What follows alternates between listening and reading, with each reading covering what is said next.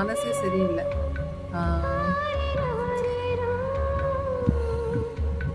தயவு பண்ணி யாருமே இந்த வீட்டில் ரொம்ப கஷ்டமாக இருக்குது, சூழ்நிலை சரியில்லை, நம்ம அம்மா அப்பாவுக்கு வசதி இல்லை அப்படின்னு நினச்சி செகண்ட் மேரேஜ் மட்டும் பண்ணிக்காது.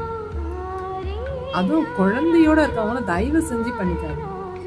நீங்கள் டிவோர்ஸ் ஆகி உங்களுக்கு குழந்தை இருந்து சப்போஸ் ஹஸ்பண்ட் இல்லைன்னா அப்படி வேணால் பண்ணிக்கோங்க. ஆனால் வயசு பொண்ணாக இருந்து ஒரு கல்யாணம் ஆனவங்கள தயவு செஞ்சு கல்யாணம் பண்ணிக்காது. அவங்களுக்கு ஒய்ஃபோட அருமை சுத்தமாக தெரியாது. அவங்கள பொறுத்த வரைக்கும் என்னென்னா ஃபஸ்ட்டு ஒய்ஃபோட அந்த லைஃப்பை வந்து முடிச்சுப்பாங்க. செகண்ட் லைஃப்ன்றது சும்மா என்ஜாய் பண்ணுறதுக்கு, விட்டுட்டு போன கேப்பை என்ஜாய் பண்ணுறதுக்காக அந்த லைஃப் அவங்க சூஸ் பண்ணுவாங்க. ஆனால் முதல்ல கல்யாணம் பண்ணிக்கிட்டு வர அந்த பொண்ணுக்கு 1000 எதிர்பார்ப்பு, 1000 கற்பனை எல்லாம் இருக்கும். சரிங்களா? அந்த ஃபீலிங்ஸ்லாம் அவங்களுக்கு இல்லை.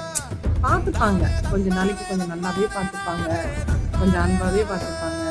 ஆனால் நிரந்தரமாக இருக்குன்னு கேட்டிங்கன்னா இருக்காது. அதுதான் செகண்ட் மேரேஜ். தயவு செஞ்சு பண்ணிக்காதீங்க. சரிங்களா? அப்படி பண்ணிக்கிட்டீங்க, ஒன்று அவங்க கையில் இருக்கிற சொத்து எதுனா எழுதி வாங்கிக்கோங்க சேஃப்டிக்கு. இல்லைன்னா லாஸ்ட்டில் உங்களை நடுத்தெருவில் விட்டுட்டு போயிடுவாங்க.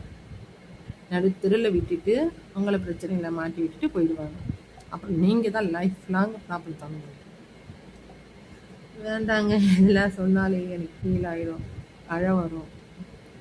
தயவு செஞ்சு செகண்ட் மேரேஜ் பண்ணிக்காது. அப்படியே ஒன்று ஒன்றா சொல்கிறேன். பாய்.